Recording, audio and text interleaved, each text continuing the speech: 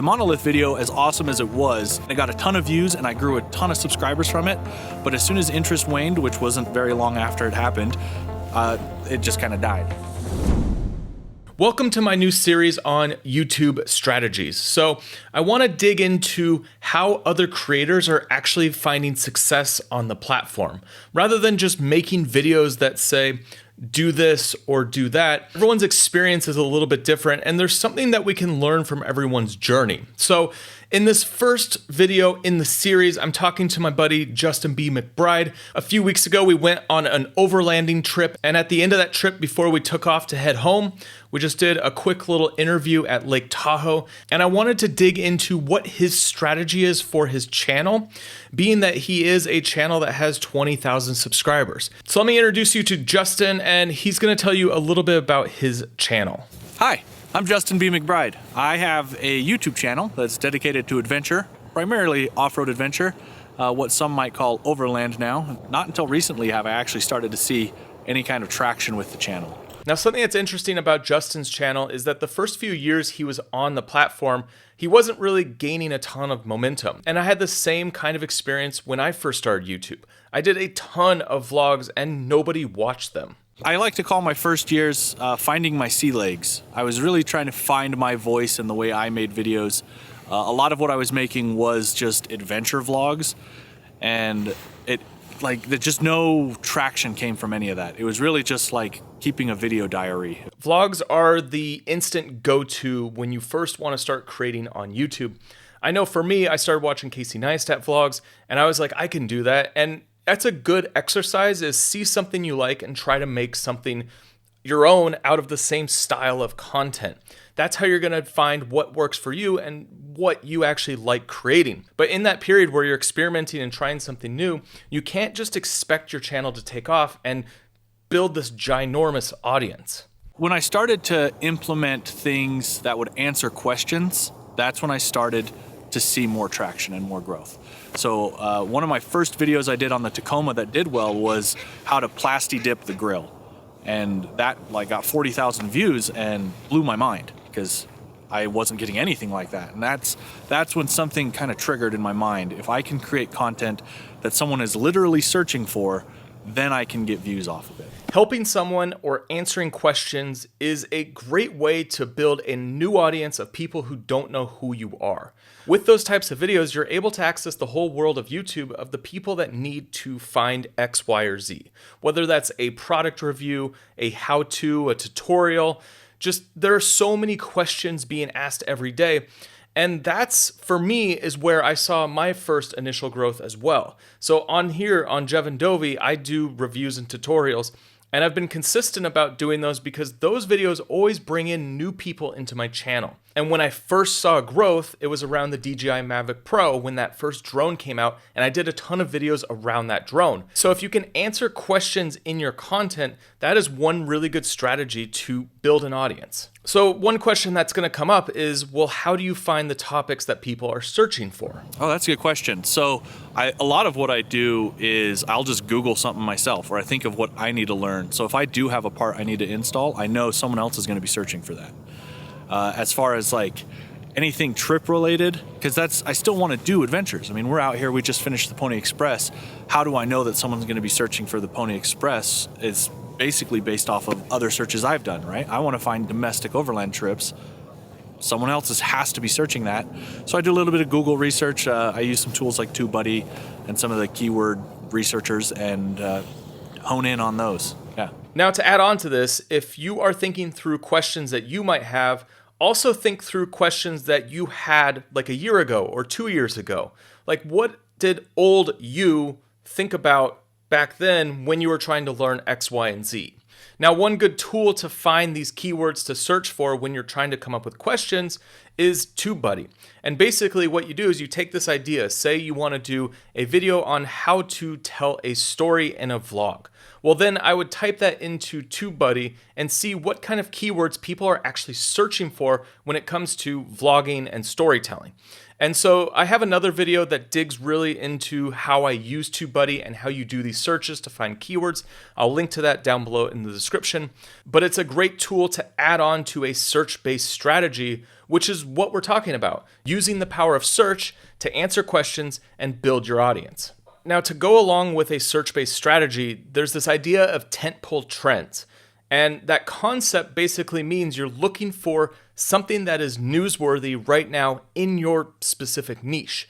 So is there something coming out, a product, or is there an event happening that you can jump on, make a video around, and that's going to bring a lot of attention to your channel at that moment.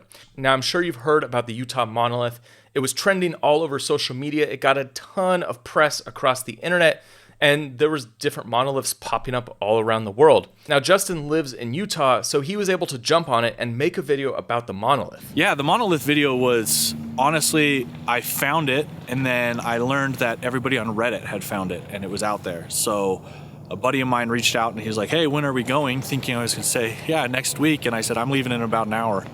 And we literally just jumped in the Jeep, cruised down there as fast as we could, camped right outside of it, basically, ran in first thing in the morning, shot it as fast as I could, drove home again, so all in a day, edited, threw it up, and then within hours, I had news outlets reaching out to share it. When CNN reached out, I knew I did it right. And the way that I did this is I saw the news outlets' videos were getting millions of views, all of them. And they were, 2 days old, 1 day old, and it was 600, 700,000 views. And I knew instantly if I went and made a better video with better than the cell phone footage that they had, people would want to use that footage and share my video. And that's exactly what happened. So I just honed in on, I can do a better job than what's been done, and people are interested in this topic, it will do well. And that's exactly what happened. This video on Justin's channel has over 400,000 views, and when you look in his library, it's the #1 video. Now that does a ton for a channel when you're able to bring that kind of attention, especially to a channel that has a smaller subscriber count. Between that and the Bronco video, I saw, 7,000 or 8,000 new subs. Tentpole videos are great in the fact that they can bring a ton of new attention to your channel, but just as they showed up and they become this huge wave of momentum, they could also just disappear. The Monolith video, as awesome as it was still a tentpole trend. So it happened really fast, and it got a ton of views, and I grew a ton of subscribers from it. But as soon as interest waned, which wasn't very long after it happened, it just kind of died. And there's been short little, spikes throughout, but it's over. I consider that video dead to me, and it's time to move on to the next thing. Now, the lesson here is that you don't want to just focus on tentpole trend videos unless you think you can knock out one of these every single week. With YouTube, you want to be consistently putting out content, and you want to put out content that is a variety of styles of content. So chasing after the tentpole videos is great, but it's only going to do so much for your channel, and really, you want to build a subscriber base that actually cares about watching all of the content on your channel, not just one video that they saw on some CNN article. So I asked Justin, after this big tentpole event happened, and also the new Ford Bronco came out, those were two videos that did super well for him. What is his strategy moving forward? Yeah, my YouTube strategy 2021 is continue to chase trends. I think that's probably the smartest thing I can do based off of what I just learned this last few months. And again, the only way I can really do that is see what's happening in the news, see what falls in my niche, right? Because I'm not going to go chase down some political rally. It just wouldn't work for my channel. But if there's something happening that's Utah-based or in, the Mountain West, I'm going to chase it down. And then as far as content that is searchable, anything that comes to new off-road or adventure-related stuff that I know people are having issues with. The pandemic is a great thing for my niche right now because everybody wants to go camping. They're new to camping, they're new to overland, and they need to know what to do next. And if I can hone in on that and answer those questions with my videos, I'll continue to do well. Now, one key thing in Justin's strategy is going after people who are new to overlanding. That's a bigger audience than the experts, the people who have been doing this forever. And it's also a better audience to be able to build a base of people that care about the other styles of content that he's going to create.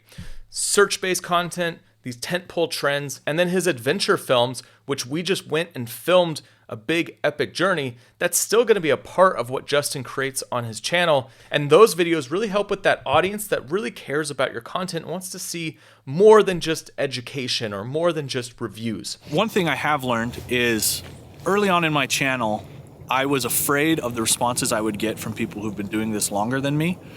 And I've slowly come to learn that those aren't the people searching these videos out. The people that are searching these videos out are the people who are new to it. So that really has become my new target audience that I focus on more. Sure, I'll get the people who do this all the time and they'll comment and have their opinions on my side of the story, but I don't care. I'm really there to provide my knowledge to the people who are new to this industry, because that base is going to be a much easier base to captivate with new information, and I don't have to feel like I have to be 100% the expert. I can dumb down the information just a little bit and present it in a way that helps anybody that's new to this get into it. If you're starting a YouTube channel, I'm gonna say plan your videos. Don't wing it. When I was winging it, nothing happened. But when I would put a little bit of planning in and understand the tactic behind my video before I even hit record, that really helped. And then even beyond that, yeah, if you're doing a product review or something, just write down notes. Put notes in your phone and refer to that. If you're doing a travel video, turn your travel video into an informational video. Like, hey, we're out on the trail today, but I'm gonna teach you 3 ways to navigate better, right? And that will help take your adventure video and make it searchable. So I just want to say a special thanks to Justin for giving us some insight into his strategy and giving us some behind the scenes on how he's going to approach the content that he's making moving forward. Now, one thing that I just want to add on is that you don't want to become so stuck in one niche that's all search-based. And I think there is this push to just really hone down your niche and be very specific, but I really think that you still need to have your personality within your videos, and you still need to create videos that you're excited about. If you're always just creating tutorials and you're not actually super excited about making those tutorials all the time, you're gonna get burned out. Now, I'm just gonna leave you with this. Don't get stuck doing just one thing and doing it all for the audience. Also think through what kind of content do you wanna make? And just a fraction of your content should be more focused on the stuff that gets you very excited. And if that is tutorials, reviews, then that's great. But if you're just doing reviews around like cell phones and you really just aren't super passionate about that, what you really care about is taking photos, well, integrate some of the stuff you care about into the content that you're doing and don't just chase views. Now guys, I'd love to hear from you down in the comments if you like this style of video, and also who are some other creators that you'd like to dig into their strategy and kind of see how they tick. And if you haven't seen it already, I highly suggest you go check out the Pony Express Overland adventure film that me and Justin just created. I'll link it right here, and I'll see you on the next one.